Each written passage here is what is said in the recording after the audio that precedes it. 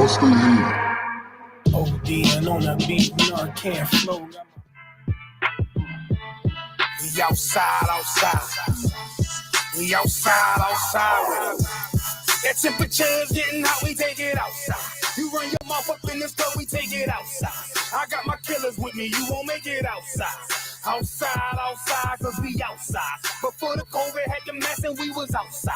The Glock loaded extra mag and it's outside. There's one west for that bag and we outside. We outside.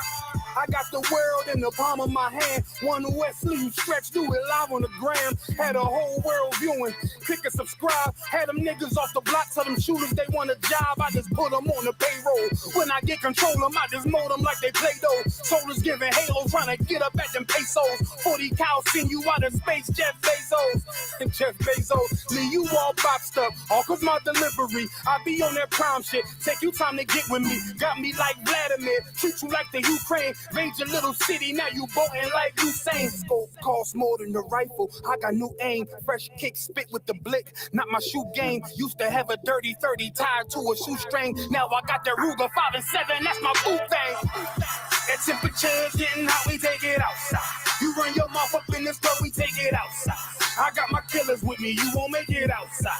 Outside, cause we outside. Before the COVID had the mess and we was outside. The Glock loaded extra mag and it's outside. There's one west for that bag and we outside. We outside. That temperature's getting hot, we take it outside. You run your mouth up in this club, we take it outside. I got my killers with me, you won't make it outside. Outside, cause we outside. Before the COVID had the mess and we was outside. The Glock loaded extra mag and it's outside. There's one west for that bag and we outside. We outside. I don't talk hardly. Be there when you call me. Send them Philly clippers at your head like a baldy. Chopper get to run down your block like a Harley. No, this ain't a big hog. This the big dog. In your city, swinging through the jungle like it's pitfall. In the water wading, marching to my cadence. Big bursts of thunder in my hands like I'm reading. Shitty little combat sounds, but I ain't playing. Look 'em in the eye before the war like a weigh-in. I'm up in the AM, politicking movements with that Draco from the vid because it's proven. Waiting on my brother how to bid, he ain't do shit. That's how life go. Win some, you lose. Seen a little nigga beat a big nigga out his shoes. Seen that nigga come back, pull up with a gun strap, rob everybody outside, told him run that. We outside. That temperature's getting how we take it outside. You run your mouth up in this club, we take it outside. I got my killers with me, you won't make it outside. Outside, yeah, we outside. Before the COVID had the mess and we was outside. My Glock loaded extra mag and it's outside. There's one west for that bag and we outside. Outside, yeah, we outside. That temperature, yeah, how we take it outside. You run your mouth up in this club, we take it outside. I got my killers with me, you won't make it outside. We outside, and we outside. Outside, yeah, we outside. We outside, yeah, we outside. There's one west on them corners and we outside. We outside with it. All right. Clap it up. All right, this is Israelite School of Universal Practical Knowledge. Started out at 1 West, 125th Street, Harlem, New York, under commanding General YAHANNA. You understand? It is Monday. All right. It's a history breakdown class where we get into our history, breaking it down line upon line, precept upon precept, here a little, there a little. Using external references and support and backup and what is in the physical book, the Bible. All right. We're going to continue our series that we've been embarking on, which is breaking down the book of Genesis. All right. So where we left off 3 weeks ago. Yeah, because we did at BS 4th of July. Then I was out of town. Yeah, so yeah, we in about 3 weeks ago. So yeah, so we in Genesis. We still in Genesis 4. Before I get started, if you are on YouTube, go ahead and like, comment, and subscribe, and share. If you on YouTube, if you're on Facebook, go ahead and share the class. All right, we stopped off around Genesis 4. Let's see. All right, 4 and 15. All right, so we're gonna catch you up.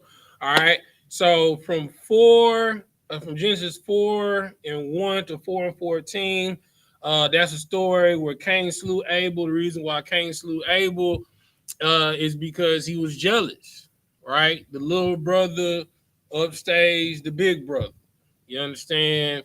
Like Abel's his offering was more righteous than Cain's. He gave of his first fruits, and Cain just gave of whatever. You know what I'm saying? He just threw something for the Lord. You feel me? And that drove him to envy. You understand? And he slew his brother, right? Because of that, the Lord put a mark up on him. Did we go over what the mark of Cain was? Went over all that. All right, cool. So we went over what the mark of Cain was. You understand? He was a marked man upon the face of the earth.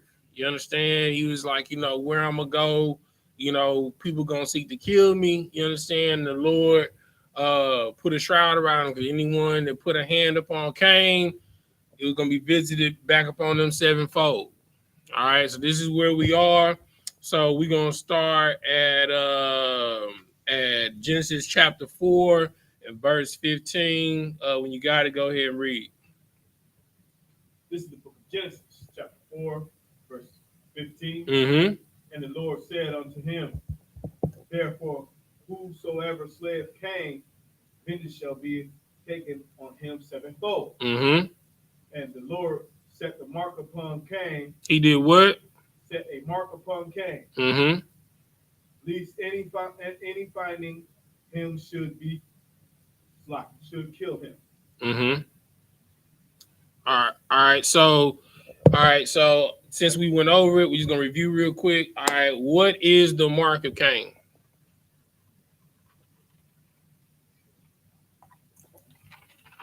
You know what the mark of Cain is? All right, let me ask you this. Oh, and if you're online, you can type your answers in. Also, if you have any questions, you can type them in online. All right. Okay. Do you know what the mark of the Lord is? Okay. All right. Let's get what the mark of the Lord is. Let's go to Ezekiel chapter 9, verse 4.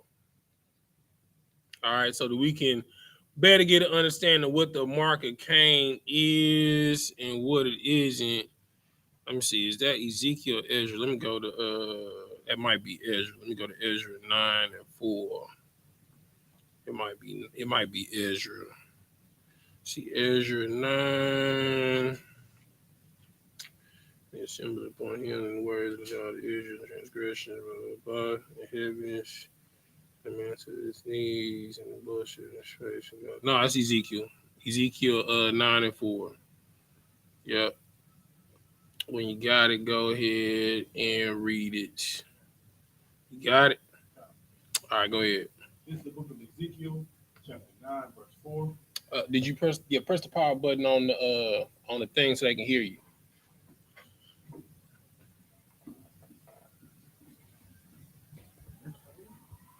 Yes, press the power button. It's on? All right. Yeah, turn it on a little bit. All right, go ahead.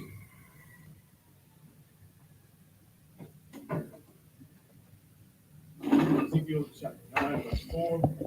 And the Lord said unto him, go through the midst of the city, through the midst of Jerusalem, set a mark upon the forehead. Do what? Set a mark upon the forehead. Do what? Set a mark upon the forehead of the man that sighed and that cried for all the abominations that be done in the midst thereof. All right, so the Lord said, go round about in Israel and make a mark upon the foreheads, you understand, of the men that did what?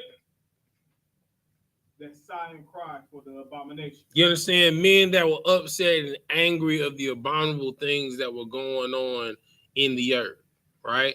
So it said, put a mark in their forehead. Keep reading. and to go like, and to the others he said in mine hearing, go ye after him through the city and smile. Let not your eyes spare, neither have ye pity. You understand? So it said, don't even, it says, don't even have pity upon them. You understand? All right. Now, what verse you at? 6. You at 6? All right. So now we know what the mark of the Lord is. Okay. So the mark of the Lord is in the hand, right? I mean, it's in the head, right?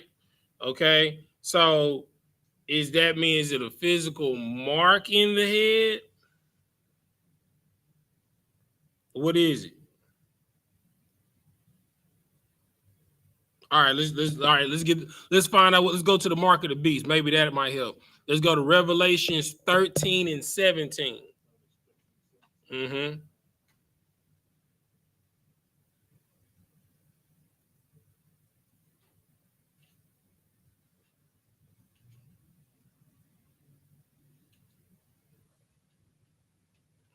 Gotta go ahead and read. This book of Revelation, chapter 13, verse 17. Mm-hmm. And that no man might buy or sell, save he that had the mark, or the name of the beast, Mm-hmm. or the number of his name. Keep reading. Here is wisdom.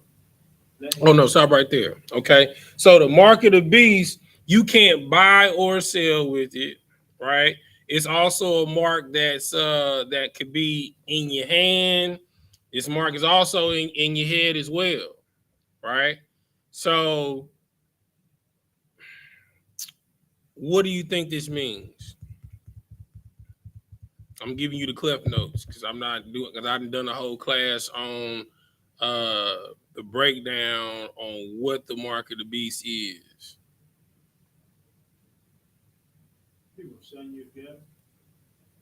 All right.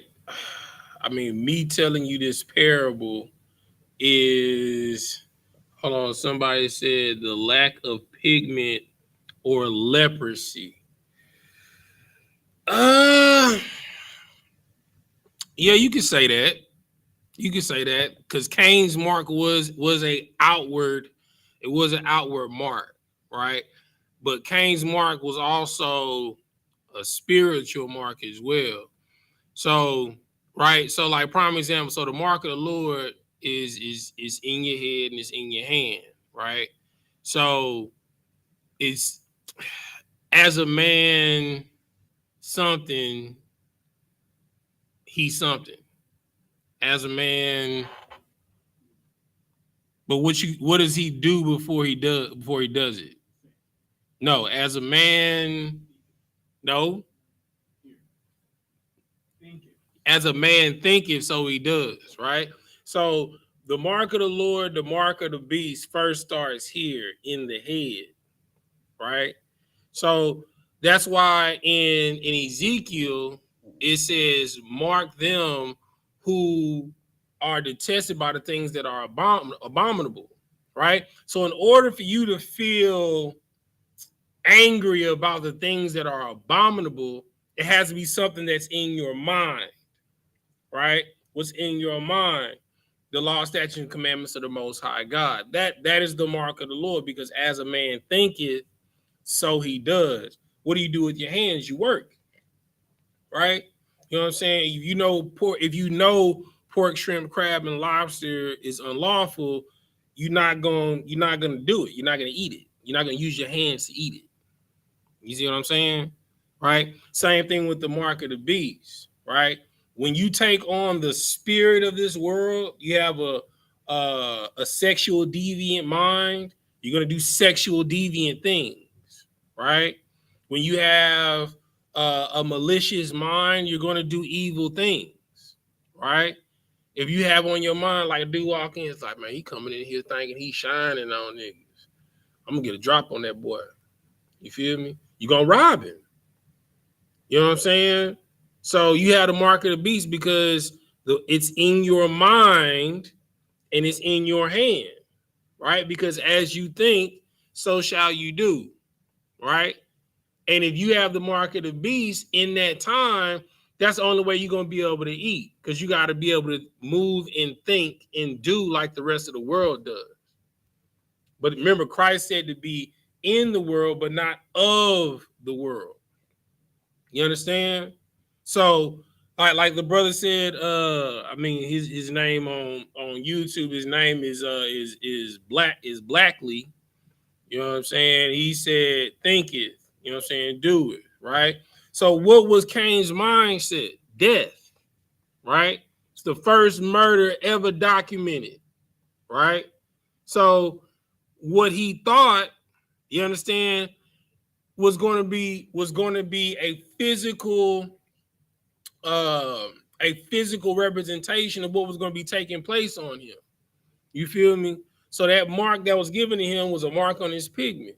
You know what I'm saying? You feel me? So, I mean, think of it like this. You know what I'm saying? That boy had vertigo. You know what I'm saying? Like, everybody in that time in antiquity were all dark-skinned people. See something walking around that looked like you, they got lots of pigment on it. You know what I'm saying? Oh, we got to kill that. That's an abomination. You feel me? So, ironically, the thing that he did, the mark that was given to him, is going to have people wanting to do to him what he did to his brother. You see what I'm saying? All right, let's go back to Genesis. All right, let's go back to Genesis 4. I think we had 4 and what we at? 16. All right, no sweat. Go ahead. Let me pull it up for him online. Genesis chapter 4, verse 16. All right, go ahead. This book of Genesis, chapter 4, verse 16. Mm-hmm. And Cain went out from the presence of the city of the Lord, out of the presence of the Lord, and dwelt in the land of Nod. And dwelt where? In the land of Nod. Where? Nod. Land of Nod. But I thought Adam and Eve was the only people on the face of the earth. I thought Adam and Eve was the only people on the face of the earth. It said Cain left out from the presence of the Lord and went and dwelled in the land of Nod. So what does that tell you? They're not the only people on the face of the earth. Right? Now, there's a place where the presence of the Lord is, and there's a place where the presence of the Lord is not. Okay, let's get a couple of examples. Let's go to the book of Jonah. Let me pull that up for him.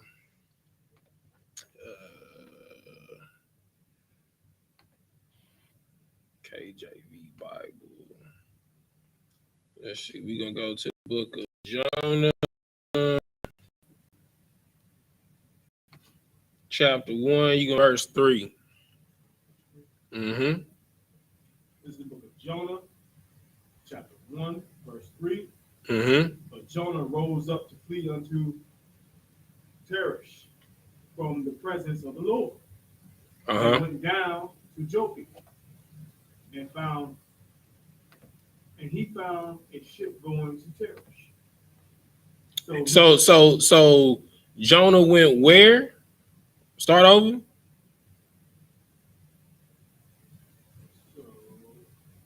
So Jonah rose up to flee unto Tarshish. Tarshish. From the presence of the Lord. Okay, so first thing that you got to understand is, right, and then there's a place where the Lord isn't, right? So, like prime example, the Lord dwelled in the midst of the garden. Adam and Eve got kicked out of the garden, right? But just like a good father, the Lord still loves his son, so he's going to check on him from time to time.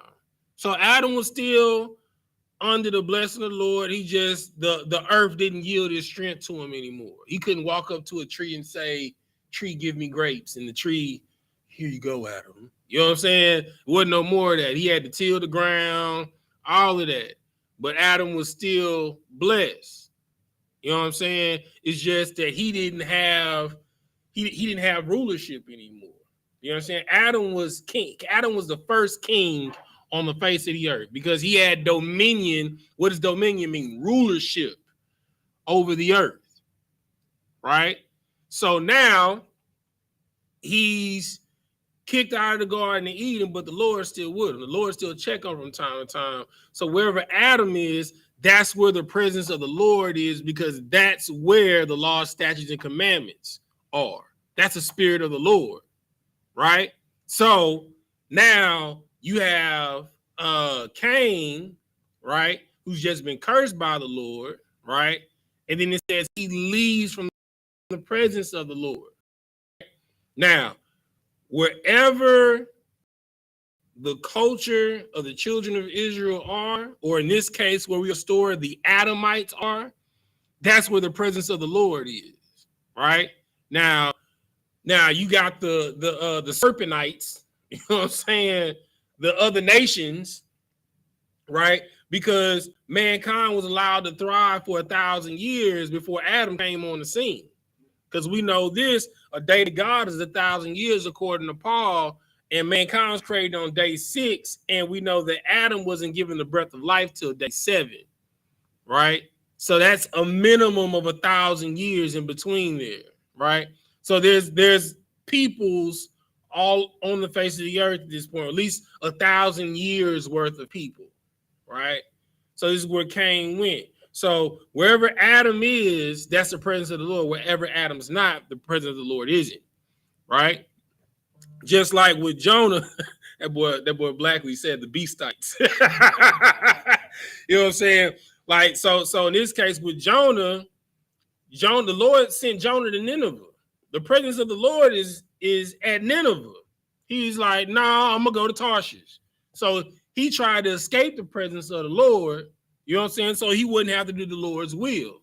See, when you're in the presence of the Lord, you have to do his will, because every knee will bow and every tongue shall confess, or you're gonna die. That's why Cain was like, I'm gonna die. You know what I'm saying? I'm on the run. I'm a vagabond up on the face of the earth. You feel me? They gonna seek to kill me. You understand what I'm saying? All right. So let's get another example of what the presence of the Lord is and what it ain't. All right. Give me all right, well, I gave that example of walking in the garden. Let's go to Exodus 13 and 21.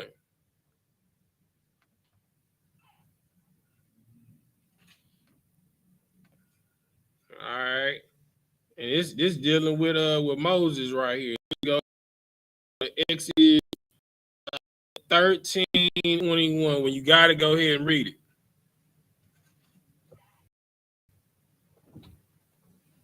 This is the book of Exodus, chapter 13, verse 21. Mm-hmm. And the Lord went before them by day. He did what? Before them by day. Uh-huh. In a pillar of a cloud. Uh-huh. To lead them the way. And by night, in a pillar of fire. Mm-hmm. To give them the light. You understand? So when Moses was on the scene, right?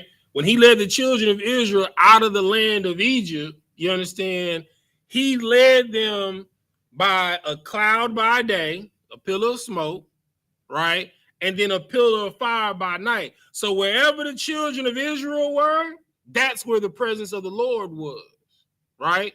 You understand? So this is when this is before they build the Ark of the Covenant, right? So when they build the Ark of the Covenant, it's in the temple of the Lord, right?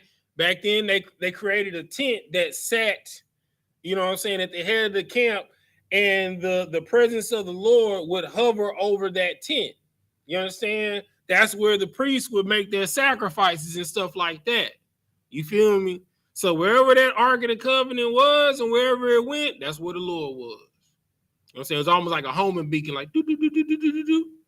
You know what I'm saying? So whenever you broke the law, statutes, and commandments, it's either one or two things happen.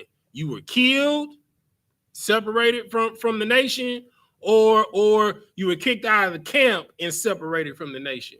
So you were separated from the presence of the Lord, right? So either you with the nation or you not with the nation. All right. All right. Now let's go back to Genesis where we were. All right. Let's see. We was at Genesis. All right. Let me pull it up for him so I can get you. Genesis 4:16. All right, bet. Go ahead.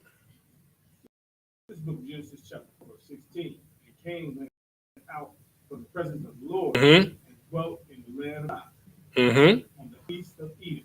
Mm-hmm. And Cain knew his wife. All right. So now we're about to get into something very important. All right. So Cain went to the land of Nod out of the presence of the Lord. So now Cain is dwelling with the other nations. All right. And Cain takes a wife from the other nations instead of from his people. Okay. All right. So now there's there's already a separation, right? So the Lord made a separation, made enmity between Adam's seed and the seed of the serpent, right? You understand? Or as Blackley said, the beastites. You know what I'm saying? So there's a separation between the Adamites and the beastites already, right? So now we have another separation, right? We have Adam's seed, and now we have Cain's seed, and we got the beastite seeds. You understand? The other nations. Okay? The nations of the serpent. All right. So now we got 3 seeds upon the face of the earth. All right. So now we're going to get into the difference between Cain's line and Adam's line, right? Then you have another line that's out there, which is the line of the beastites that Cain took a wife from in the land of Nod, right? Okay, so now Cain is tied to the beast. He's married into the beast family. Okay, all right. Now read. And Cain knew his wife. And she conceived and bare Enoch. Mm-hmm. He built a city and called the name of the city after his son. Okay, so and Cain has a son that's named Enoch. All right, and he named the city that he lived in after his son Enoch. Keep reading. And unto Enoch was born I.S.U.P.K. Mm-hmm. And I.S.U.P.K begot Mahaju. Mm-hmm. And Mahaju begot Mahajiel. Mahajiel begot Methuselah. All right. Now, okay. Now, this is not to be confused with Adam's line, right? So Cain got an Enoch, right? And Cain got a Methuselah. All right. This is the reason why I'm doing this. All right. Keep reading. And Methuselah begot Lamech. Mm-hmm. And Lamech took him 2 wives. The name of the one was Adah, and the name of the other was Zillah. Mm-hmm. And Adah bare Jabal. Mm-hmm. He was the father of such as dwell in the tents, Mm-hmm. and of such as have cattle. Mm-hmm. And his brother was named Jabal. He was the father of all such as handle the harp and organ. You understand? So you got Jubal and Jubal, right? One was a field Negro that was good at construction, building houses. The other one, he was good in the entertainment industry. You know what I'm saying? Music, harps, you understand? Whatever else he into it. You know what I'm saying? Keep reading. And Zillah, she also bare Jabal, Cain, and instructor of artifacts in brass and iron. Mm-hmm. And the sister of Jabal Cain was Naamah. And the monk said unto his wives, Adal and Zillah, hear my voice, ye wives. Lamech, hearken unto my speech, for I have slain a man to my wounding, and a young man to my heart, to hurt. To my hurt. If Cain shall be avenged sevenfold, truly Lamech 70 and sevenfold. All right. Now, Pete. Okay. Now, the mark of Cain is already on his line. Right. So when Cain left out from the presence of the Lord, anybody that touched Cain was sevenfold. Right. Now, such is the father, such is the son. Right. So that spirit of murder is in his line. Right. So now we 1, 2, 3, 4 generations down, his great, let's see, his son, great grandson, Lamech, right? He commits the second murder to be done in history, right? So Cain murdered one person. He said, Lamech said, I have slain a man to my wounding and a young man to my hurt. So Lamech then killed 2 people. Cain killed 1, Lamech killed 2 people. So this is the second murder in the history of man. Both of them through the line of Cain. You understand? And he said, well, shoot, my great-great-great-grandfather, whoever touched him, it was 7-fold on their head. Whoever touched me, it's 70 times 7 on his head. You understand? All right. Now, so this is the seed of Cain. Right? Now, let's get to the seed of Adam. Go ahead, read. Adam knew his wife again. And she bare a son and called him Seth. For God said, she hath appointed me another seed instead of Abel. You understand? So at this up until this point, Adam don't got no more sons. You feel me? Because he told Cain, get up out my house, you dead to me. You know what I'm saying? Both my sons died on that day. Go ahead and answer the door. You understand? Both my sons died on that day. You understand? So the Lord opened up Eve's womb and Adam went into her again. And the Lord blessed Adam and Eve with another son to replace Abel so that Adam's righteous line could keep going with Seth. All right. Now we're going to keep reading. All right. Verse 26. And to Seth, to him also there was born a son, and he called his name Enos. Then began men to call upon the name of the Lord. Right? So because of Seth now, right? Seth is a man that's after Adam's heart. You understand? And where's Adam's heart? Adam's heart is with the Lord. All right. So now men are able, the culture of calling upon the name of the Most High God is back in the earth. You understand? Because as a father does, he's going to do what? He's going to teach his son. You understand? All right. So now let's go to Genesis chapter 5. All right. Genesis. All right. So we're gonna get further into this. So we done broke down the seed of Cain. So in the seed of Cain, there's an E in the seed of Cain. All right.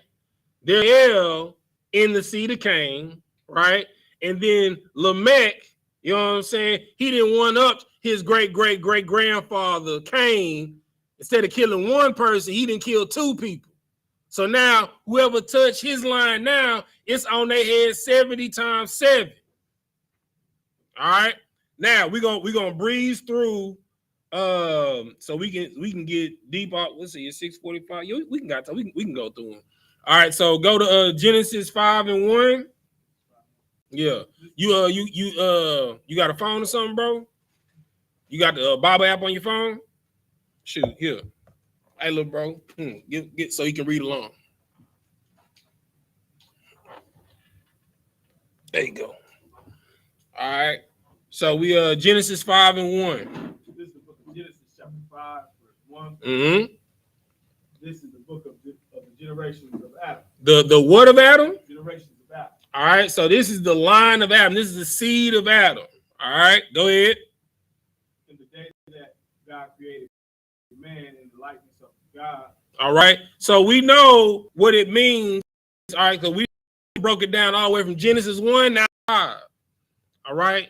The likeness of God, you understand, is the law, statutes, and commandments, right? Because the God is not going to deal with anything that's unclean, anything that's unrighteous, right? This is what separated us, as Blackley said online, from the beastites. You understand? The people of the serpent. You know what I'm saying? Because the serpent wasn't a physical talking snake. It was a man. You know what I'm saying? A cunning man. Like if I call you a rat, does that mean you a physical rat? What that mean?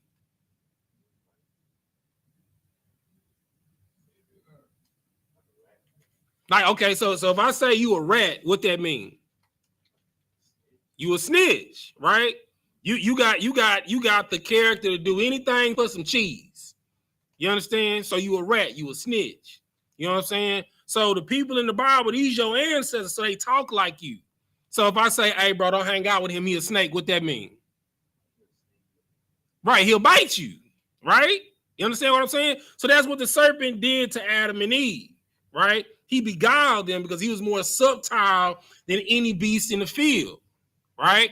So Cain, all right, he got kicked out of his family's house, all right, and he tied himself to the beastites because he took a woman from the land of Nod, right? So at this point, you got 3 seeds in the earth. You got the seed of the serpent, the other nations that were there, you know what I'm saying, before Adam got the breath of life. The Lord made a separation between Adam's seed. He put enmity between the seed that comes from Eve and the seed that comes from the serpent, right? So there's a separation there. Now you got the third separation with Cain get kicked out. So you got the beastite seed, you got Cain's seed, and now you got Adam's seed carried on through Seth and Enos. Okay, so what Cain did, Cain married in to the beast. That's heavy. You know what I'm saying? So you got Cain that's a murderer. He married into a family of liars. So now it's a family of murderers and liars that make thieves. You understand? All right. So now, because the Lord allowed Adam to go back into his wife, now we got the righteousness back on the face of the earth. We got men that's able to call upon the Lord. All right, go ahead, read. Made he him, verse 2. Male and female created he them. He blessed them and called their name Adam in the day when they were created. And Adam lived at 130 years and begot a son of his own life, after his image, and called his name Seth. Okay, keep reading. And the days of Adam after he had begotten Seth were 800 years, and he begot his sons and daughters. And all the days that Adam lived were 930 years. All right, keep reading. And he died. So we had 5 and 6. And Seth lived 105 years and begot Enos. And Seth lived after he begot Enos. All right, drop down to verse 9. All right, so Seth then lived, had a son, Enos. Seth then died. All right, now we had Enos. Okay, read. And Enos lived 90 years and begot Cain. All right. So now Enos didn't have a son. All right. So that's Seth, Enos, Canaan. That's 3 generations. Keep reading. And Enos lived after he begot Canaan 850 years and begot sons and daughters. All right. Verse 12.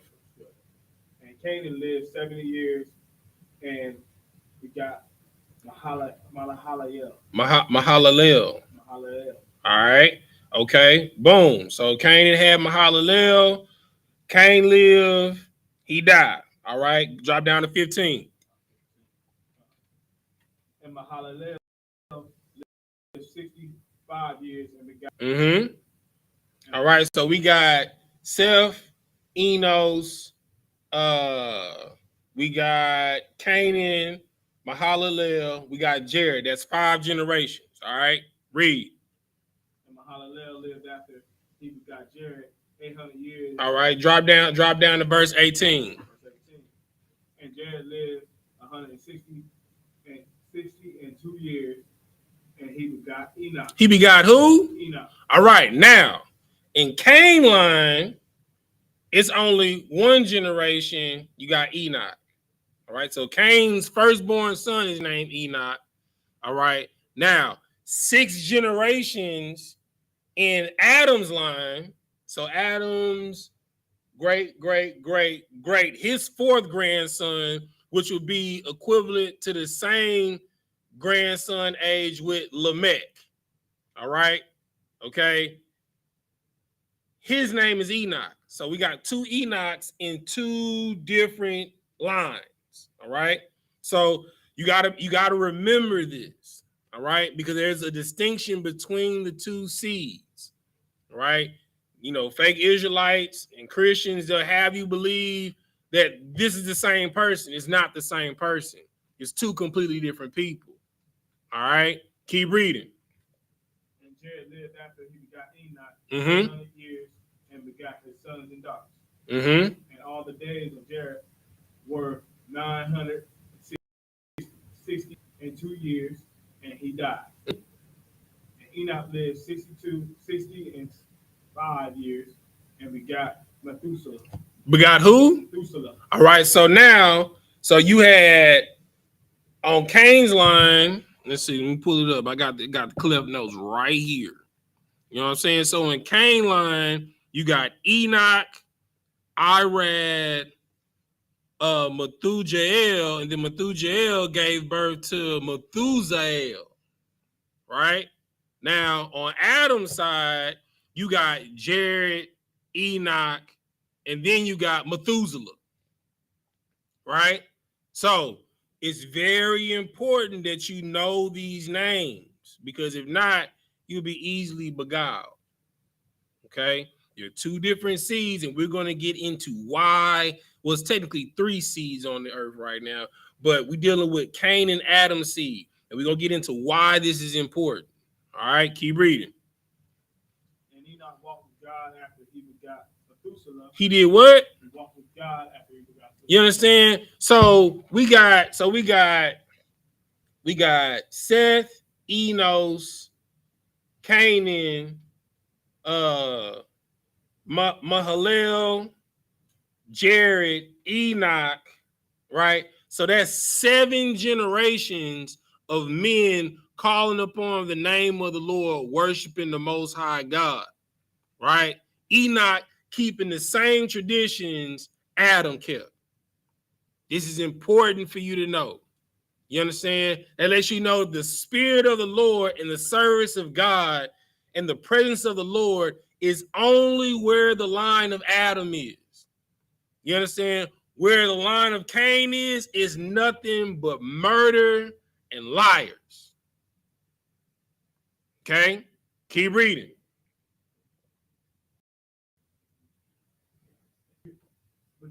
After he begot Methuselah 300 years, he begot What verse you at?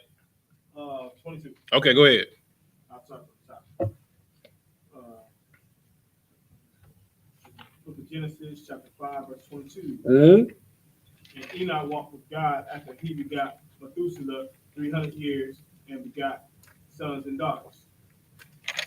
And all the days of Enoch were 365 years. And Enoch walked with God, and he was not, for God took him. You know what I'm saying? So now we got the first ascension in the Bible. You understand? Enoch was so righteous. The Lord was like, look, your seed on the earth, we can continue to Adam's seed. You know what I'm saying? You got your sons right. Come up here with me. You understand? This is the first ascension in the Bible, right? It's only 3. You know what I'm saying? It's Enoch, it's Elijah, and Christ. Those are only 3 people in the Bible that has ascended. You understand? That went up to the heavens to the 4th dimension with the Most High and the angels. Only 3 people. You know what I'm saying? Ironically, they in 3 specific time periods. You understand? When we was free. You understand? We was free. You know what I'm saying? Here in the beginning. Well, now technically when Elijah went, we was in Assyrian captivity. So now we was in captivity then. And when Christ came, we was under Roman captivity. You understand? But these are the only 3 people that have ascended to the heavens in the Bible. It's only 3. Now, have other prophets been taken out of their body into the heavens so that they can see the future? Yes. But it's only been 3 people in physical form to ascend to the heavens. That's Enoch, Elijah, and Christ. That's it. All right? Unless you know how righteous Enoch was. You understand? Because the next prophet that was equal to his righteousness was Elijah. And that's like generations down the line, ages down the line. Then the next person that was equally righteous to Elijah was Christ. And that was ages and generations down the line. Okay? Keep reading. And Methuselah,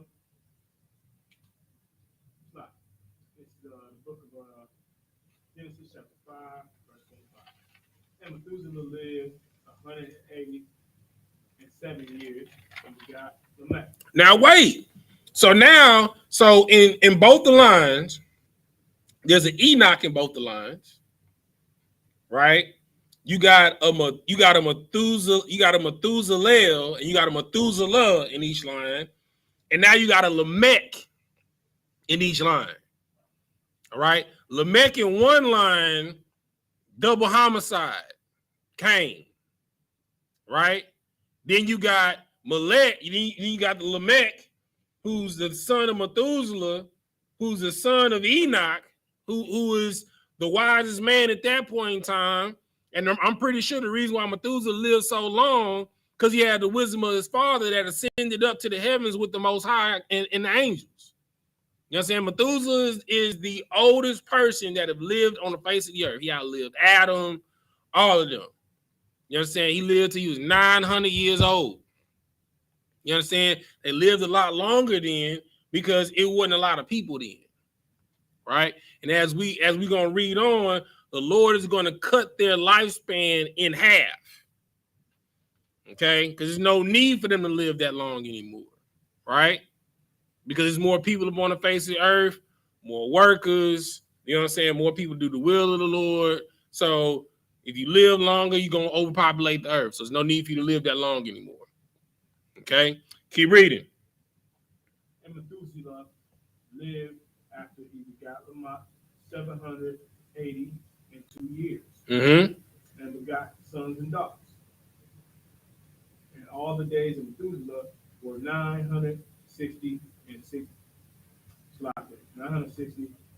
and 9 years, and he died. Verse 48.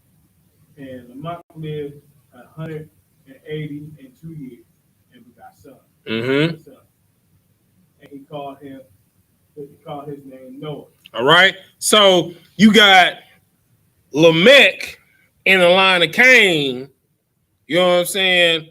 A man after his great grandfather's heart, double homicide, right? Then you got Lamech in Adam's line. He gives birth to the Savior of our people. Because everybody at this point on the face of the earth, you are a descendant of one of the three. You are categorized. You can look this up on Google, right? Everybody on the earth is categorized either Shemitic, Hamitic, or Japhetic people on the face of the earth, because we are all come from or progenerated from one of the three sons of Noah. Everybody on the face of the earth. Okay? So the Lord wiped out the seed of Cain, wiped out the seed of the beast. But we're going to get to that story. Okay? All right? Keep reading. Saying, this same shall confront us concerning our work and toil of our hands, because of the ground which the Lord hath cursed. Mm-hmm. Verse 30. And Lamech lived after he begot Noah 500. Hold on, wait. Let's see. And he called his name Noah, saying, this same shall comfort us concerning our work and toil of our hands, because the ground which the Lord had cursed. All right, keep going.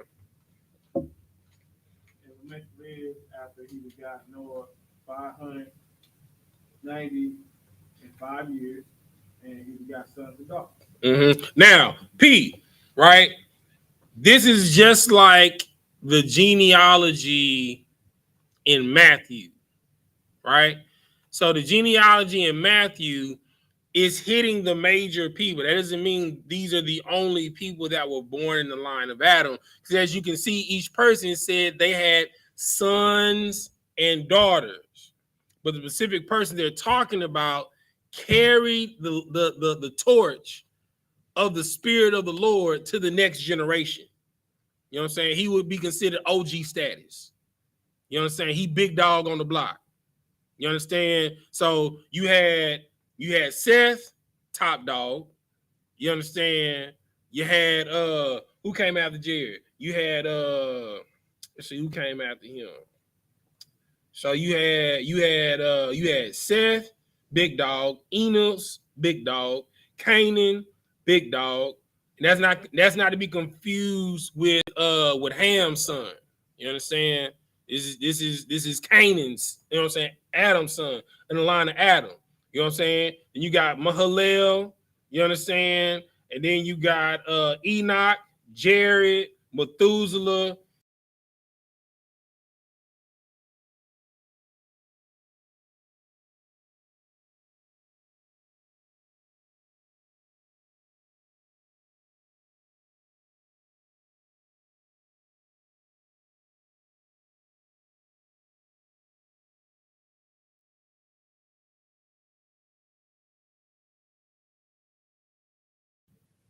Just like how Adam took a wife from his people, each person took a wife from their people. You take a wife from your nation, right? So whether you marry a Black, Hispanic, or Native American, it's your people, right? You marrying your 356 cousin, you know what I'm saying, several times removed, but it's still your family. You know what I'm saying? You married within your people. At this point, it don't matter because, like, our family's so big, you know what I'm saying, it's not what you would consider incest. You know what I'm saying? But that's how it was done. You know what I'm saying? Like, if you wanted a wife, you would go to your mom's brother's household to go get a wife. You understand? You wouldn't marry your physical sister, but you would marry your cousin. You understand? So that's how it was done then. That's how it's done now. You know what I'm saying? When you marry your sister, that's why you be like, bro, sis. You know what I'm saying? Because that's your brother. Because he's of your family. He's of your stock. We the only people on the face of the earth that call each other brother and sister. You understand? That's why every nation, when they see it, like, what's going on, brother? Because we the only people on the face of the earth that call each other that. Hispanics, hermano, hermana. They call each other that, brother, sis. We the only people that do that. You know what I'm saying? Because it goes all the way back to antiquity, to back then. If you don't know your history, you're doomed to repeat it. All right, keep reading. And all the days. Hey, he say he can't hear you, bro. Is it the mic not on? That's why. I appreciate you, Blackley. You know what I'm saying? All right, he said he can't hear you. Test the mic. Test. Hey, put a 1 if you can hear the reader. You know what I'm saying? Hit test. Test. All right, go ahead. And all the days of Lamech were 777 years, and he died. Mm-hmm. And Noah was 500 years old, and Noah begat Shem, Ham, and Japheth. Japheth. Yeah. I knew you ain't had a thing going, bro.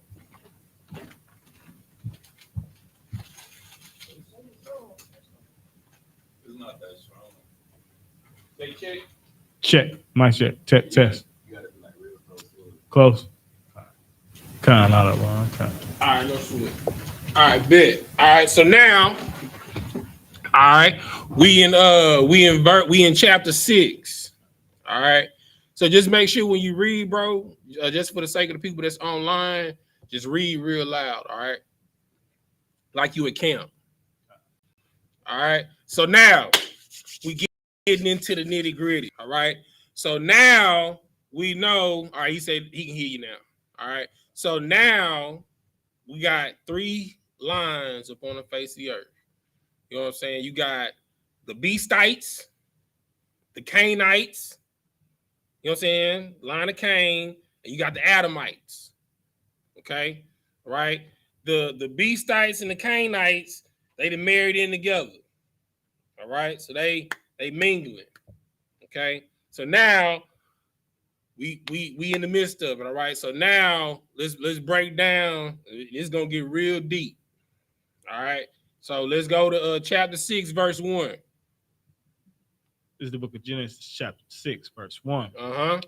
And it came to pass when men began to multiply on the face of the earth, and daughters born unto them, that sons of God saw the daughters of men that they were fair. All right, stop.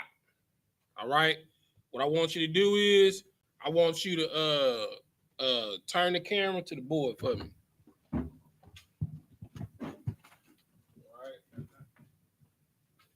You gotta put the helmet. Do it for him, I appreciate it. All right. Check. All right. No. You can zoom in.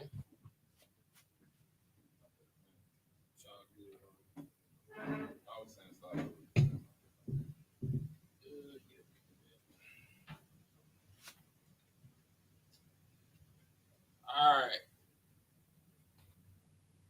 Okay. All right. So now we're gonna get into the linguistics part of it. All right. So read Genesis 6 and 2 again. This is the book of Genesis, chapter 6, verse 2. That's God, that the sons of God saw the daughters of men that they were fair. All right. Now, when you read this scripture, all right. So to y'all, when y'all hear, and the sons of God saw the daughters of men and they were fair, what does that mean to y'all?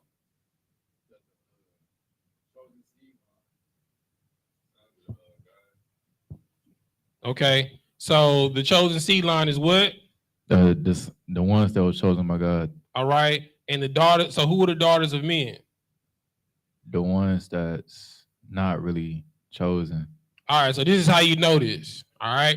So we're going to go to the Hebrew. All right. So in Hebrew is Waya Ra'awa Banya Ha-Alahayim Ath Banwa Ha-Adam Kaya Tabath. All right. This is the beginning part of it. All right.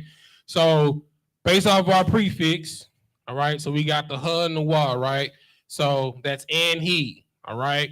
The word ra'ah in the Hebrew means saw or to see. All right. When you have the suffix at the end, it also means he. All right. So when you have 2 he's, it's what? When I see 2 people over there, like right now, if I'm like, when I'm making reference to them, it's what? They. All right. So Two he's make a they. All right. So they saw. All right. Who are the theys that saw? All right. The Bunya Alahayim. Right. So bun is son. When you have ya as a suffix on the end, it's my. It makes it personal. All right. So my sons. All right. So the sons of the power, the sons of the heavenly hosts. All right. So the reason why you know that these are the Adamites, right?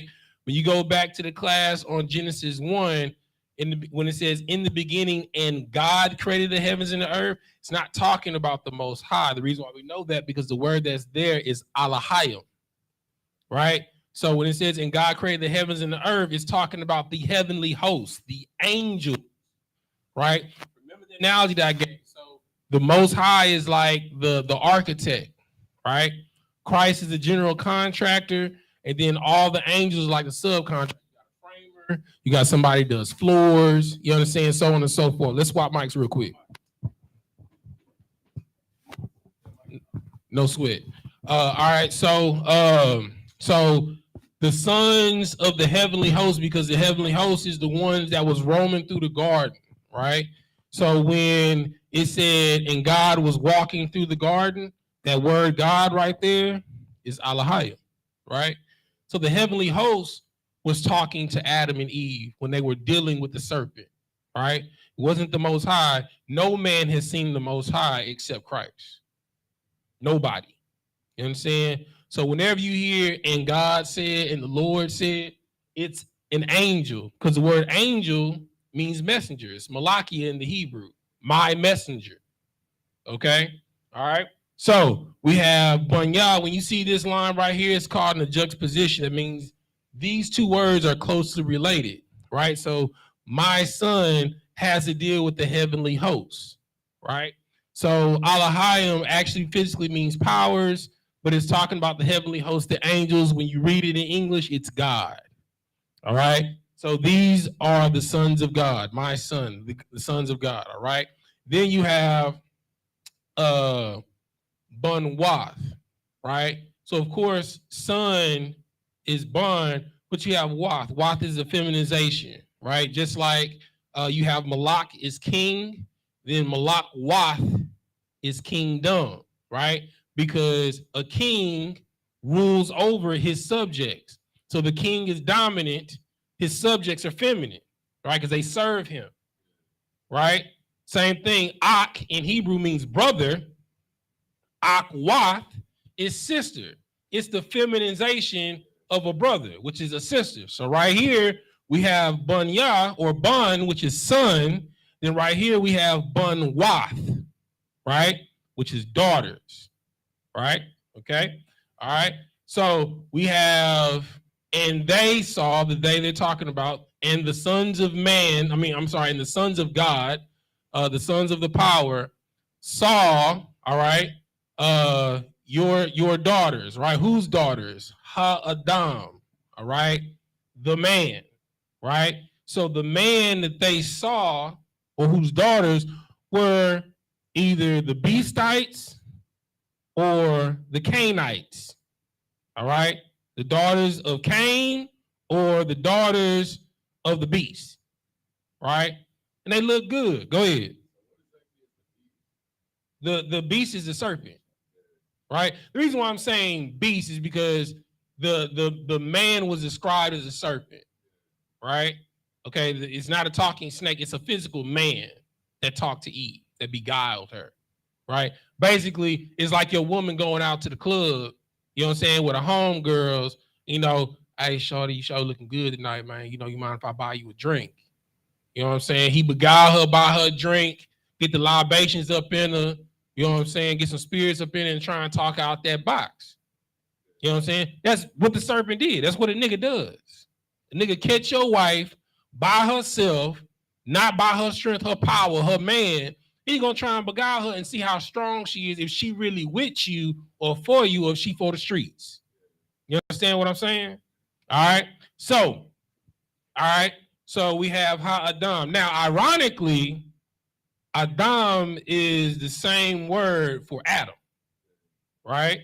Okay. But Adam just means man, right? Okay. But we know it's not talking about Adam because the sons of the Most High are Adam, are the sons of Adam. All right?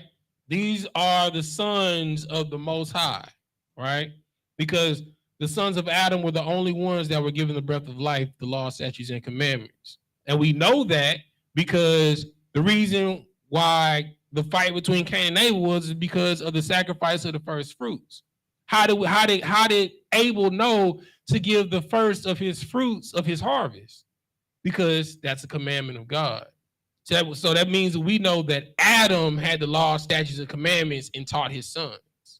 Okay? Exactly. I mean, it's the same story told in a different way, right? So that's another separation. That was the story of Esau and Jacob is the last nation that were populated upon the face of the earth.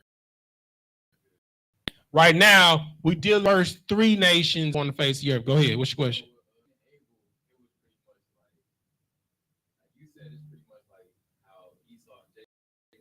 No. All right. So at the point when before Cain slew Abel, it was only the Adamites and the Beastites. That's it. You understand? Cain killed his brother, and his daddy said, on that day, both my sons died. You know what I'm saying? Get up out my house. You know what I'm saying? And the Lord, well, really, our daddy, you know what I'm saying, is the one that kicked Cain out. You understand? At all. That's why it said, and he left from the presence of the Lord into the land of Nod. Because the presence of the Lord is in the house of Adam.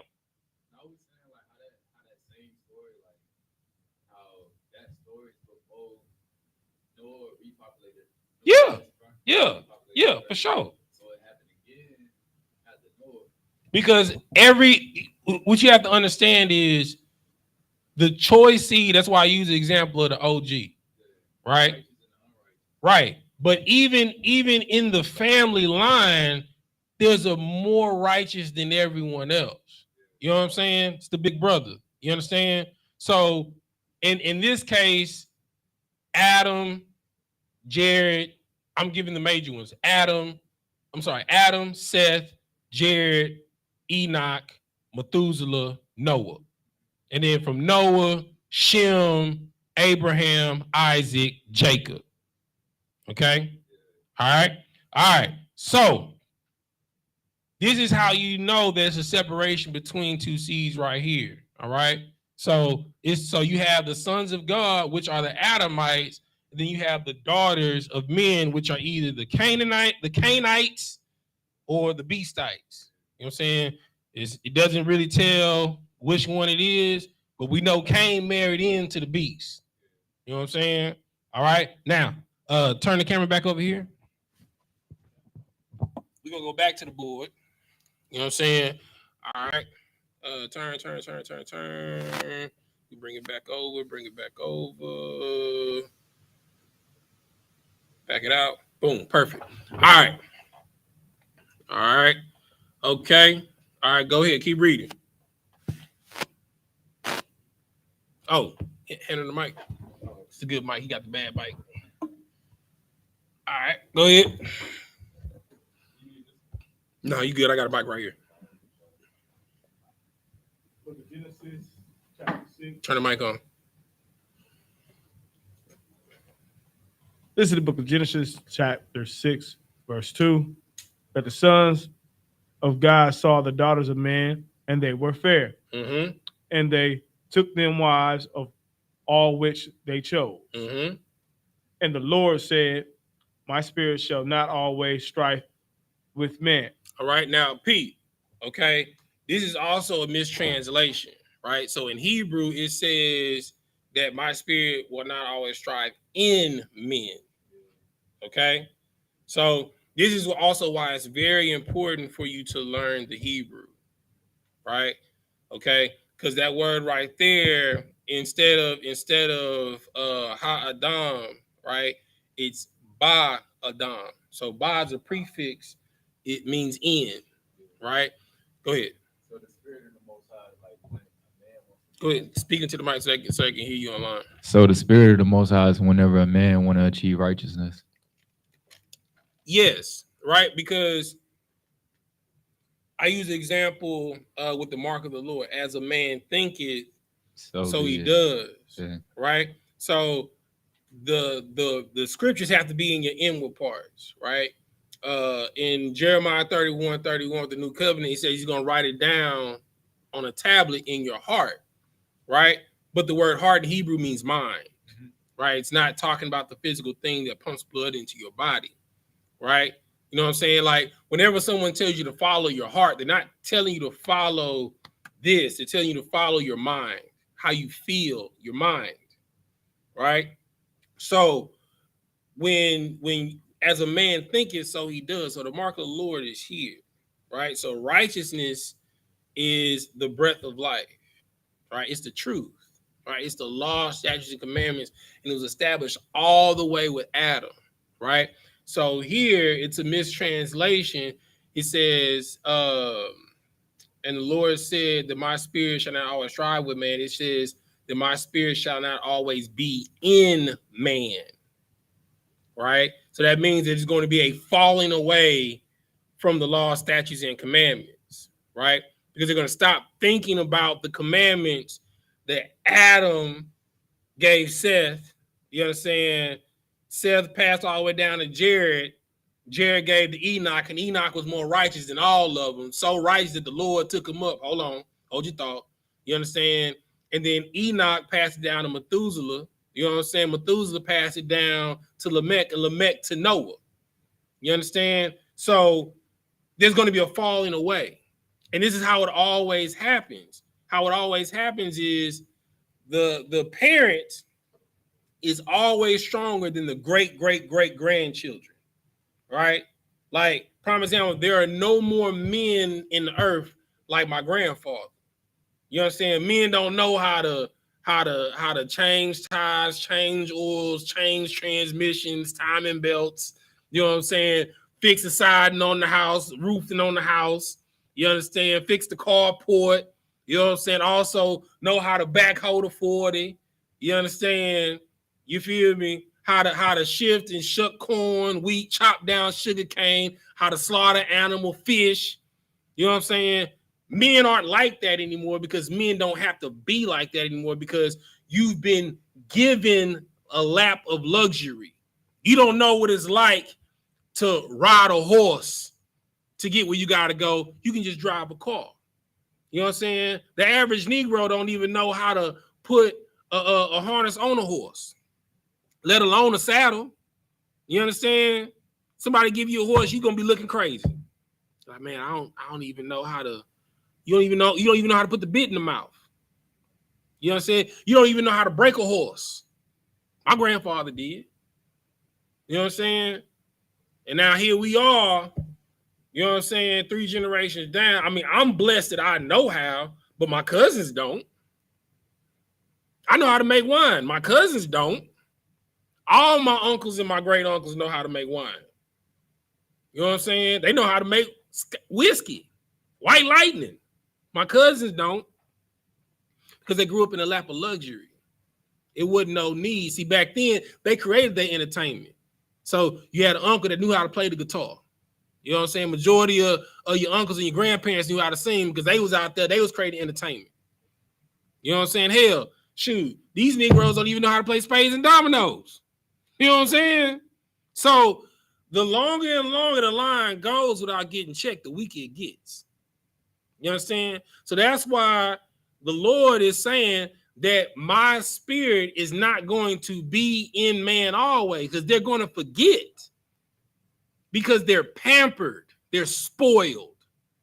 What would you have to say? I was gonna compare. I was gonna ask like the spirit of the Most High. You know how people be like woke or aware. When you say woke or aware, what do you mean? I mean like when you're aware like your surroundings and stuff like that. Like what's really going on. What do you mean by what's really going on? Like the truth, pretty much. When you come to the truth and you able to understand it. Like to know that the white man is your enemy. Okay. All right. So there's levels to that, right? Yeah. Like, so when I say discern, like what's going on, like I see things spiritually 24/7, 365. Yeah, that's what I was gonna say, like spiritually. So when it says let me see. In Genesis 3:7, the Lord God formed man of the We dust. ain't got there yet. Oh, I'm talking about 3 and 7. I thought you said 6. Go ahead, 3 and 7. Go ahead. Yeah. So when it says, and the Lord God formed man of the dust of the ground and breath into his nostril, the breath of life, and the man became a living soul. Mm-hmm. Does that mean like he became spiritual to where he's able to discern things? No, that just means he got the truth. I mean, yes, we're saying the same thing, right? So when he formed from the dust of the ground, like you can go back, like we've done Genesis 1, we all the way Genesis 6 now. All right, so you can go back. I think that might have been like the second installment. Just type in I.S.U.P.K Houston Genesis breakdown. All right. Yeah. So when it formed him from the dust, all right. So we know that dust means a lower state, right? Doesn't physically mean the dust of the ground, right? So he took Adam from a lower state, right? He was just like everybody else, right? Yeah. Okay. And then he formed him, right? So basically he's teaching him, right? And he gave him the breath of life. He gave him the direction because the law, statutes, commandments allows you to live a life and to live it more abundantly. Yeah. You know what I'm saying? The laws, the way, the spirit of the laws, which Christ gave, is the way to life. Right? Breaking the law, living outside the law is death, because sin is transgression of the law, and the wages of sin is death. Okay, so when Adam became a living soul, right? He knew what was right, right?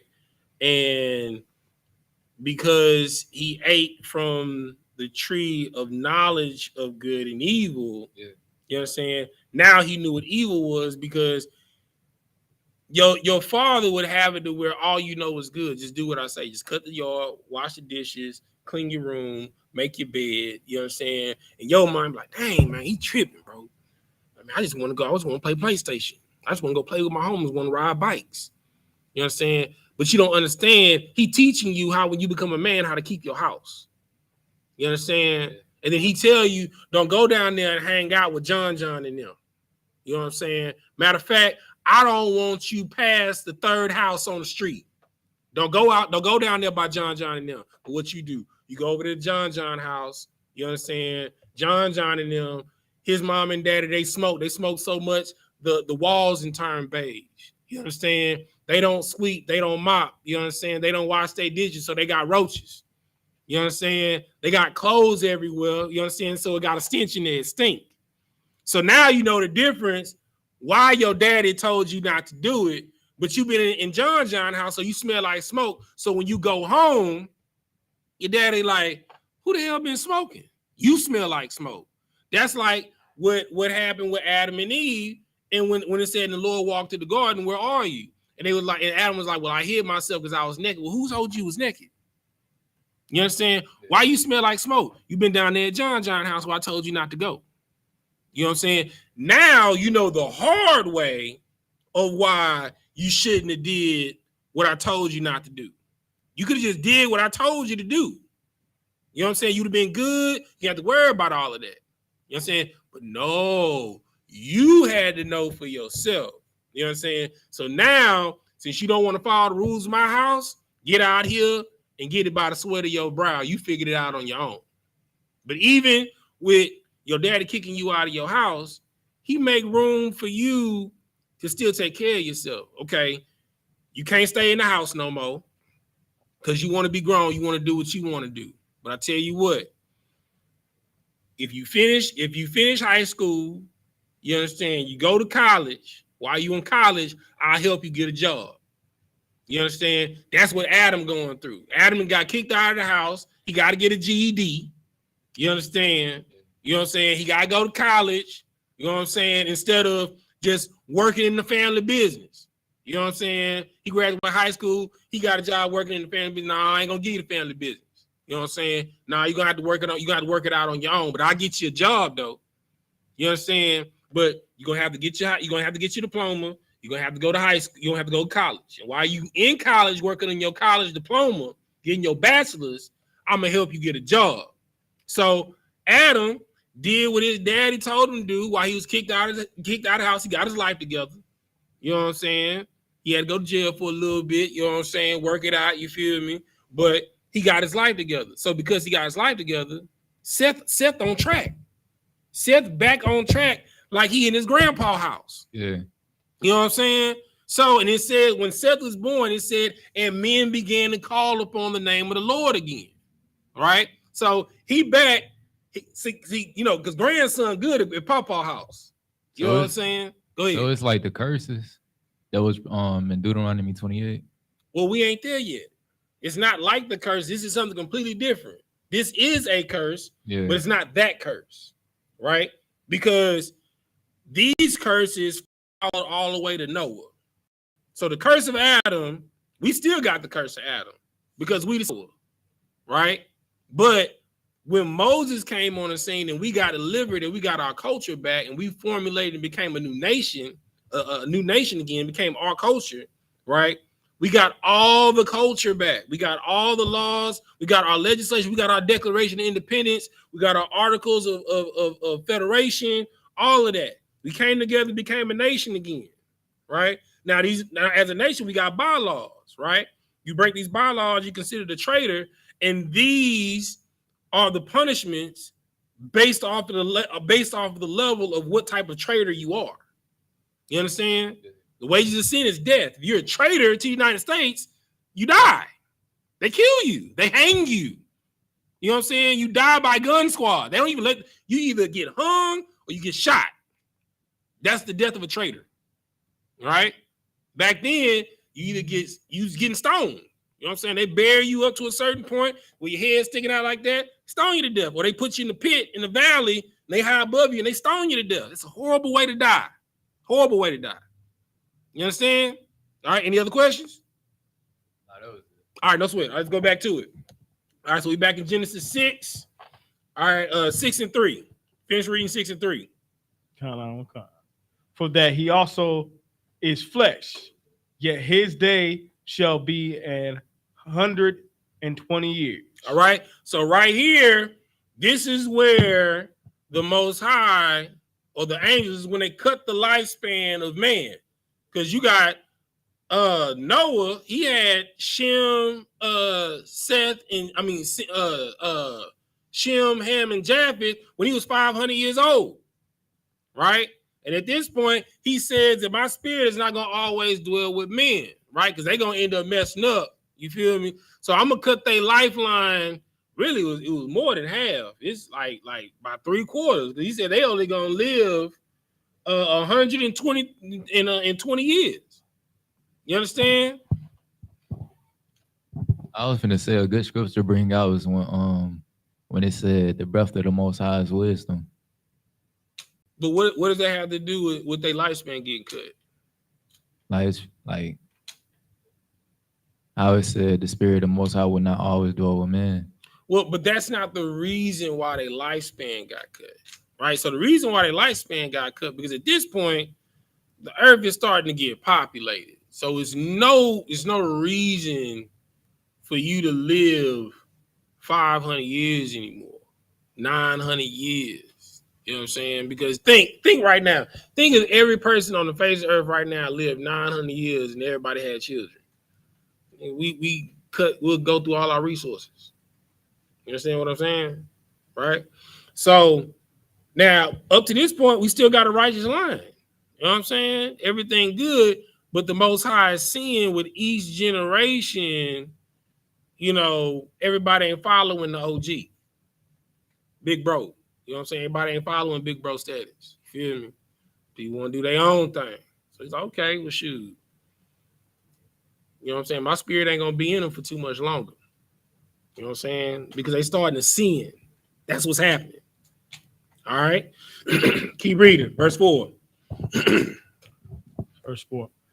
There were giants in the earth in those days, and also after, when the sons of God came unto the daughters of men and they bear children to them. The same became mighty men which were of old. All right, now let's go back to the board.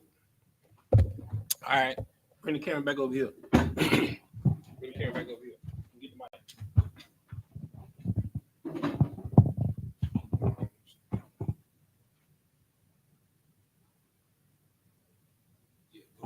All right, bet. All right, so this is why I broke down these two scriptures. All right, so this is Genesis 6 and 4. All right, so this is why this is important. All right, so that first word. So read the first part of the scripture. All right, stop right there. All right, so that word giants, people like, oh, the Nephilim. All right, so in Hebrew, you know what I'm saying? Like, this is the actual sentence in Hebrew right here. So, like, when you read the Torah, this is what you're going to read. All right. This is the Assyrian. All right. Okay. So, it's Ha-Nephilim, right? Okay. So, Nephilim is where they get the Yiddish word Nephilim, right? So, they say giants, right? But the word Nepal means to fall, right? This is where they get the myth of the fallen angels. But that's not what that means. Right? Who fell in Genesis chapter 4? Who? How did he fall? Right. He fell from the presence of the Lord. Okay. So when it says Ha-Nephilim, the fallen ones, right? It's talking about the seed, the line of Cain. Okay. All right. So you have Ha-Nephilim, Hayawah, Ba'arataza, Bayayum, Haham, Wagam. All right. So we have the fallen were in earth, right? Because Arataza is earth. Ba is a prefix. We look at it here on the board. Ba means in. All right.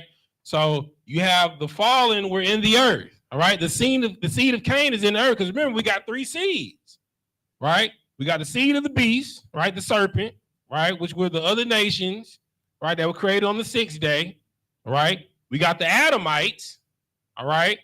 Who the Lord put enmity between Eve and Adam's seed and the beast seed, right? Now, Cain was a part of Adam's seed, but Cain killed Abel, right? At that point, the Lord, all right, the Elohim, kicked Cain out of his daddy's house, all right? So now he's out of the presence of the Lord, right, with the beast.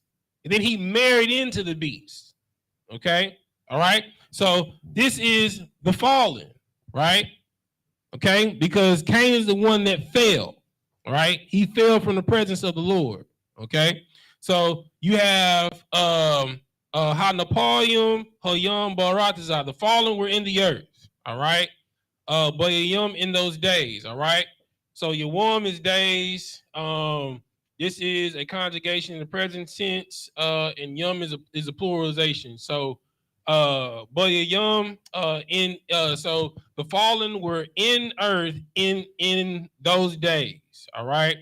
Okay. And then we have Wagum. Wa is a preview. I mean, it's a prefix. Is and. Gum means also. All right. And then Kanakaria, right, is yes after behind me. So basically that also means afterwards as well, right? So read the next part of the verse. Well, start at the very beginning. There were giants in them days. All right, go ahead. There were giants in the earth in them days. All right, so we have the fallen were in the earth in those days. Keep reading. All right, so and also after. All right. All right. So we have Akaria Khan. Yes, after. All right, keep reading. When the sons of God came unto the daughters of men. All right, P. All right. So Ashar, which we have Strong's Concordance number here.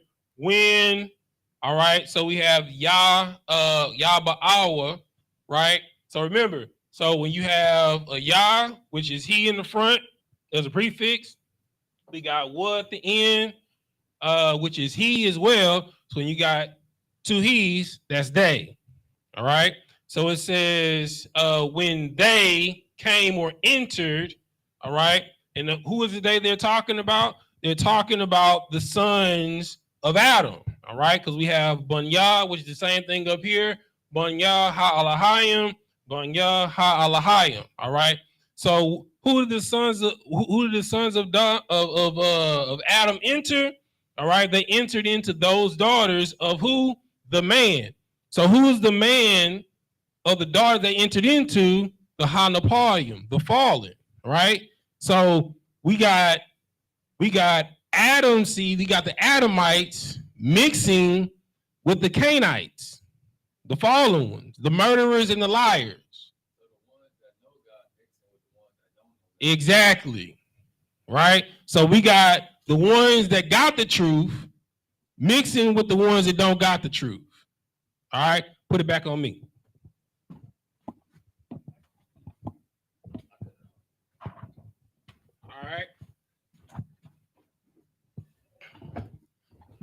All right. So now now we're gonna find out why. Salakia. Why? Let's see what we have. We have 4. All right. So boom. Let's see, 4. All right, boom. All right, so now we're gonna find out. All right, so this is why in Deuteronomy, in Exodus, First Kings, and in Judges, why they said you're not supposed to mix with other nations. All right, give you a couple of precepts I want you to pull up. Go to let's see where I want you to go. Go to Deuteronomy 7:3. All right, I'm gonna pull it up on the screen for him. Yeah, Deuteronomy 7:3. This is the book of Deuteronomy, chapter 7, verse 3. Neither shalt thou make marriages with them. Start at verse 2. This is the book of Deuteronomy, chapter 7, verse 2. And when the Lord thy God shall deliver them before thee, thou shalt smite them and utterly destroy them. Thou shalt make no covenant with them, nor show mercy to them. All right, so the Lord said, make no covenant with them. What does the word covenant mean? So if I say, I'm talking to him, man. You know what I'm saying? All right, so basically, me and you making a pact, right? So we're not supposed to make no agreements with them. You know what I'm saying? So it's like if they got oil, you know what I'm saying, and you got fish, no trades. Ain't no trades over here. You know what I'm saying? So no covenants. Not supposed to show them no mercy. So if you see one of their people homes on the side of the road, shoot, so be it. You know what I'm saying? Like, I mean, when I be seeing white people homes on the side of the road, I don't understand it. Like, you in your nation. You know what I'm saying? I don't understand how you homeless. You understand? Like, the money that I got, shoot, I'm gonna give it to a brother. You know what I'm saying? I'm pretty sure one of my partners need gas. You know what I'm saying? You feel me? You know what I'm saying? So you're not supposed to show mercy to your enemy. You know what I'm saying? If he down bad, that's your fault. Especially in this nation, that's your bad. You know what I'm saying? Keep reading. Covenant with them, nor show no mercy unto them. Verse 3. Verse 3. Neither shalt thou make marriages with them. Thy daughter shall not give unto his son, nor his daughter shalt thou give, take unto thy son. Verse 4. Verse 4. For they will turn thy son away from following me. They will do what? Turn thy son away from following me. That they may serve other gods. So will they anger the Lord and be kindled against you and destroy thee suddenly. You understand? So this is basically what's happening right now. You know what I'm saying? Because remember, the Lord said that my spirit will not always be in men. This is why. Because instead of them marrying into their family, you know what I'm saying? It was like, man, bro, them Ethiopians looking bad than a mug over there. You know what I'm saying? Shoot. I mean, hell, Moses married an Ethiopian. You see what I'm saying? They bad. They fine. You know what I'm saying? But they not your people. You know what I'm saying? I mean, shoot, if you ask me, ain't nothing better than a Black, Hispanic, or Native American. You know what I'm saying? You hear me? We got 51 flavors. What you want? You know what I'm saying? You want a Haitian? You know what I'm saying? You want a sister? You know what I'm saying? You want a Puerto Rican? You want a Dominican? You want a Native American? You know what I'm saying? You want a Honduran? You want a Guatemalan? You know what I'm saying? What you want? You know what I'm saying? You want a Jamaican? You want one on that in Tobago? We got it all. You know what I'm saying? But what you have ain't enough. You know what I'm saying? Like, man, bro, them French women look live. Shoot, but they lay with dogs though. See, some of them have sex with dogs. You know what I'm saying? You lie with a dog, you come up with fleas. That's a metaphor, by the way. You know what I'm saying? So, because now you sleeping with liars and murderers, guess what a tendency and percentage of your children might be? Liars and murderers. Because now you didn't tainted the bloodline. You didn't water down the bloodline. You understand? See, we know that for anybody that done bred dogs, pit bulls, you know what I'm saying, you don't get papers on no mud. You know what I'm saying? You get high dollar for a pure blood. That's why you look at the tongue. Make sure the tongue ain't spotted. You want to make sure that thing's solid pink. Ain't no black in that tongue. Let you know it's a mud. It ain't a pure blood. So you ain't gonna get high dollar for no mud. That's like you trying to sell me a donkey calling it a horse. You know what I'm saying? I'll pay you for the donkey, but I'm not gonna give you no mare or no stud price for no donkey. You understand what I'm saying? So instead of us having studs and mares, now we got a line of donkeys, some asses. We breeding asses out here. Stubborn mules. That's what we breed. You know what I'm saying? That's what we got now. We got nothing but mules. We don't got no prize mares and studs out here. We don't got no stallions, no colts, no coyotes. You know what I'm saying? We got wild ass. That's what we got right now. You understand? All right. Let me give you another precept. Give me Exodus 34 and 15. That boy said, I'm gonna give me a Benjamite from the UK. No sweat. Go on, do your thing, brother. You know what I'm saying? All right, Exodus 34 and 15. This is the book of Exodus. Let me pull it up on the screen for him. Exodus 34 and 15. Go ahead. This is the book of Exodus, chapter 34, verse 15. Mm-hmm. Lest thou make a covenant with the inhabitants of the land, and they go a whoring after their gods, mm-hmm.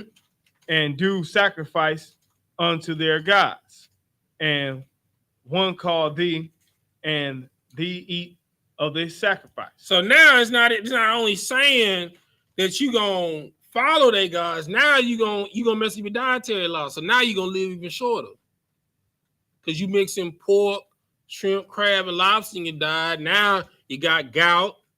You understand? Hypertension, high blood pressure, diabetes, cancer. You understand? When you wouldn't even supposed to have that. You understand? That's the byproduct of eating these things. You eating the sacrifices unto their idols. You understand?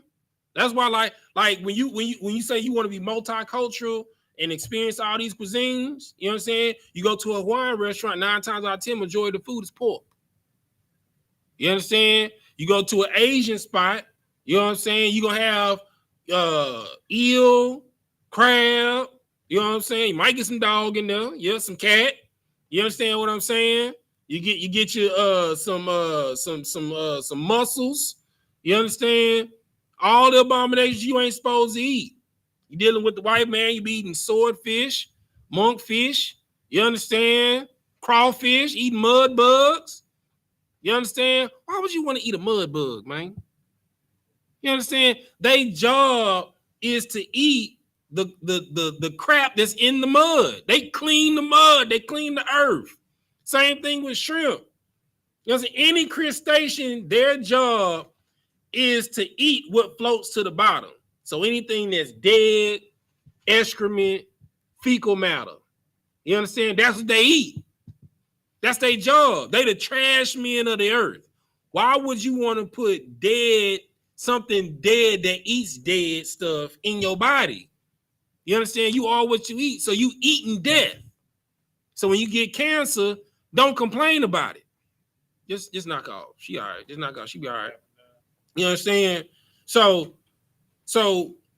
if you go to a butcher shop, you know what I'm saying, that butcher pork, you understand? Any butcher will tell you pigs have cancer cells in their flesh. The butchers, they bleach the cancer cells, so when you go buy a piece of pork chop, you don't see it. Because if you saw black sores inside of the flesh, you're not gonna eat it. You understand what I'm saying? So when you eat pork, you're literally eating cancer. Literally.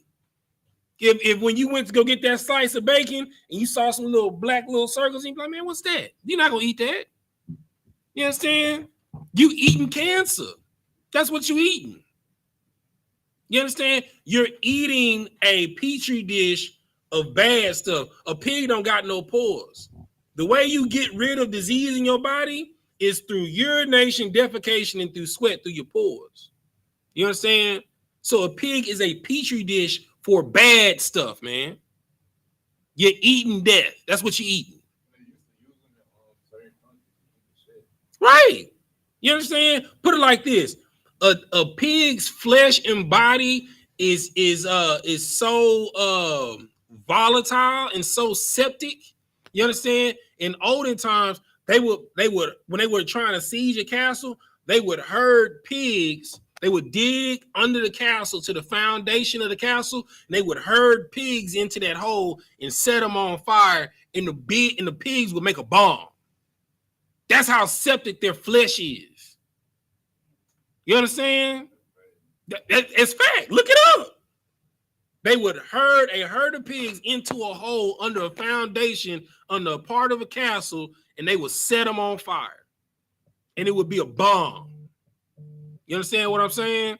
Keep reading.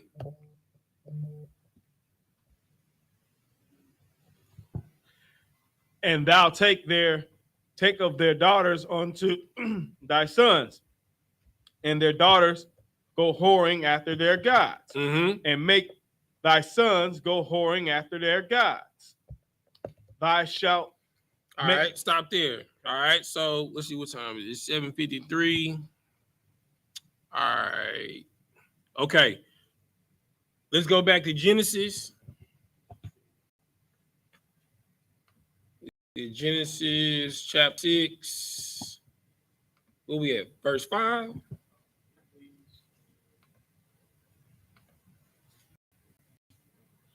All right, we read verse 5. We're gonna stop at verse 5.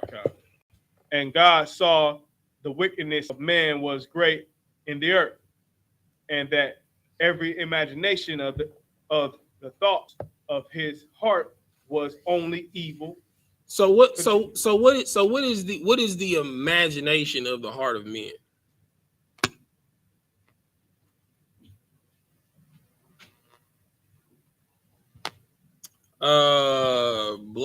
Blackley asks, he says, Salakia, sir, does the same apply to fungus such as portobello mushrooms? No. There are healthy funguses, just like there are is the camera moving? Oh no, that was the cat. All right. There are healthy fungus, just like there are healthy bugs, right? Like you can eat locusts. Locust is lawful to eat. A grasshopper is lawful to eat. You know what I'm saying? So there are things of particular families that it's okay for you to eat. You understand? Stereotypically, for a rule of thumb, you want to normally eat things that eat the grass. You know what I'm saying? But you can't eat something that the if it has a hoof, if it's not cloven, right? So you can't eat a horse, right? That's unlawful. You can't eat horse. The hoof has to be cloven, and then like you can't eat rabbit. You know what I'm saying? You can't eat stuff like that. You understand? But for further questions, read Leviticus chapter 11. It goes in explicit detail. All right. Okay. So back to it. Imagination of the hearts of men. So what's an imagination of hearts of men? I mean, what's like what, you said what? Like thinking stuff that's unlawful. No, I mean, yes, but okay, so like I'll give you a perfect example, right? What does every person say they want? Huh? No. Think like somebody in the world. What does everybody want? What is it? Right. They'd be like, I want $1 million, right? But does the Lord give you $1 million? Why? What's the first thing that nine times out of 10? It's gonna lead to you doing something wrong. You said what? It's gonna lead to you doing something wrong. You're gonna kill yourself. Yeah. You know what I'm saying? Because you don't know how to control yourself. You're not in the right spirit, right? So poverty is a checking mechanism of the Lord, right? Because you poor, you're not going to overindulge in certain things like alcohol. If you can buy all the alcohol you want, you can get alcohol poisoning and die. You know what I'm saying? You can buy all the crack you want, all the weed you want. You understand? All the methamphetamine you want, all the heroin you want. You kill yourself. So it's kind of like for him to keep us in check. The Lord knows your heart. If you get $1 million, 9 times out of 10, the first thing you're gonna do with that $1 million is gonna be for you. It's not gonna be for your people. When the Lord blesses you, He blesses you to bless others. So He says the imagination of your heart is evil, because all you doing, the first thing you're gonna do with that $1 million is to please your flesh. I promise you.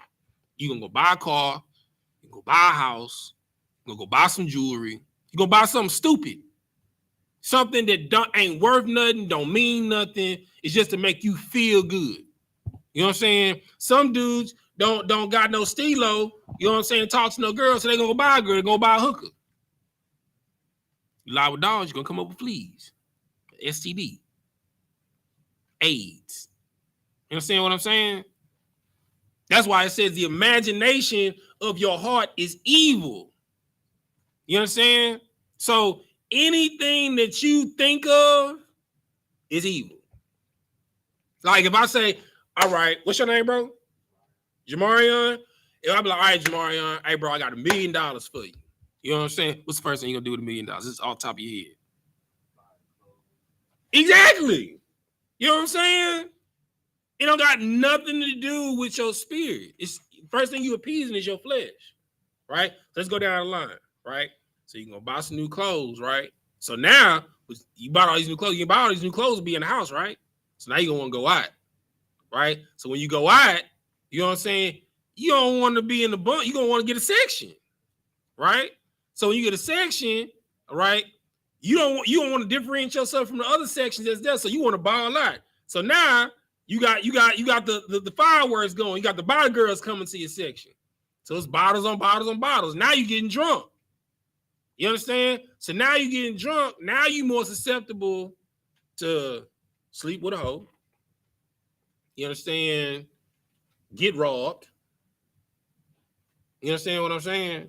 So the imagination of your heart is evil. Because all you gotta think about, if I got $1 million, what's the first thing I do with $1 million? If it ain't help somebody else, you evil. It's that simple. That's why the Lord ain't give it to you. Because you don't know what to do with $1 million. In 6 months to a year, that $1 million will be gone. Promise you. Go ahead. It happens all the time when people win the lottery. And one thing I realized with money nowadays, like you got $1 million really ain't a lot of money. You gotta live righteously in order for you to actually get to the money. No, you don't. No, you don't. I can sell drugs and ball, nigga. Trust me, I used to. You know what I'm saying? You don't gotta live righteously to get to the money. No, you don't. But you can be a whore and get to the money. Like girls fly to Dubai right now to get broke off 6 bands, 10 bands for somebody to piss on them. I'm talking about for you to be able to enjoy it. No, you don't. You don't gotta be righteous for you to get money and enjoy it. No, you don't. You don't think Lil Wayne is enjoying himself right now? Lil Wayne is having a ball. You know what I'm saying? You don't think Jay-Z is enjoying? Jay-Z is having a ball. Beyonce is having a ball. You know what I'm saying? The whole cast of P Valley, they are having a ball. You know what I'm saying? Yeah, you don't know. Because what makes you enjoy it is your flesh. Doing the right thing don't feel right. You know what I'm saying? Sacrificing yourself. So this matter of fact, like y'all came here together, right? Yeah. So like say y'all riding the bus home, and before y'all want to hit that Burger King, you know what I'm saying? And bro be like, man, dog, you got $1. You know what I'm saying? Like, shoot, man, I'm about to give me a meal. You know what I'm saying? And you got the double whopper. You know what I'm saying? And he can't even get a junior bacon. I mean a junior whopper. You know what I'm saying? He can't get nothing. He can't even get a cup of water with $1. You know what I'm saying? So even though you got this double whopper and you want to crush this hoe, you know the right thing to do is to break bread with your brother. But that don't feel good because you want to really eat this whole burger by yourself. But the right thing is a thing that don't feel good. You understand? But it's something that lead to happiness. No, not all the time. Because prime example, you can have somebody come stay with you to help them out. You understand? And the moment they get on their feet, they dog you. You see what I'm saying? That's because they spirit don't align with yours. But still, it don't feel good, and then they dog you out. You know what I'm saying? So and even though you did the right thing, you understand, you're not happy. You understand? The scripture says, my favorite scripture, go to Isaiah 48:9. You know what I'm saying? The furnace of affliction. They call me the furnace of affliction teacher. You know what I'm saying? The Lord didn't say doing the right. He's not going to choose you from you doing the right thing and from you doing the right thing it feels good. That's not what he said. This is what he said. You got it? Isaiah in the Old Testament. If you got your phone, use your phone. You know what I'm saying? I'll summarize real quick. You know what I'm saying? It says that I will refine thee not like silver, but in the furnace of affliction. You understand? Do you know what the refinement process is for precious metals? All right. So what they do is they take a ore, right, out of the earth. So whether it's silver, gold, platinum, bronze, copper. When you take a raw ore to earth, it got sediment in it, which is dirt. You might have some, no sweat. You might have like some precious stones that's in there. You might have a couple of diamonds, rubies, emeralds. You understand? You might have some clay that's stuck to it, right? So they heat up a oven to 150 degrees Kelvin. That's 150,000 degrees, right? And they put that ore inside of that oven. And what happens is it burns away the impurities and you're left with the purest refinement of that ore, of that metal. No matter if it's steel, doesn't matter if it's copper, zinc, whatever it is, right? And then after that, they temper it. That's how you get it to shine. That's how you get it to be strong and not malleable, right? But he said that I'm not going to refine you like silver, but through the furnace of affliction, which is hard times in hell, right? Because a man's character isn't determined when things are good, it's when it's bad. Because everybody good when things are good. That's why I was saying, no, you can be happy and be evil. You know what I'm saying? You can be happy in wickedness. People happy today. Jeff Bezos is happy. You know what I'm saying? Elon Musk is happy. Kanye West is happy. Kim Kardashian is happy. They wicked as hell. You understand what I'm saying? But what determines you being good or righteous is what you do when everything is messed up. You understand what I'm saying?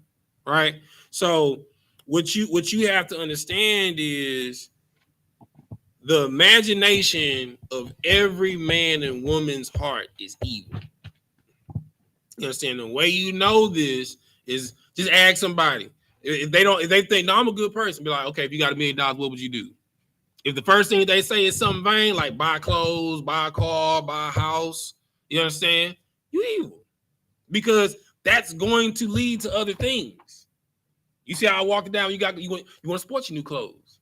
You know what I'm saying? After you sport your new clothes, you know what I'm saying? Shoot, everybody do it to get women. Eventually, you're going to want your woman. So you like a peacock spreading his feathers, trying to get attention. You know what I'm saying? So you got all the sparklers coming to your section, trying to ball out bottle service. Here's a bottle for you. Here's a bottle for you out there popping bottles. You know what I'm saying? Now you drunk. Now you susceptible to all types of evil, getting robbed.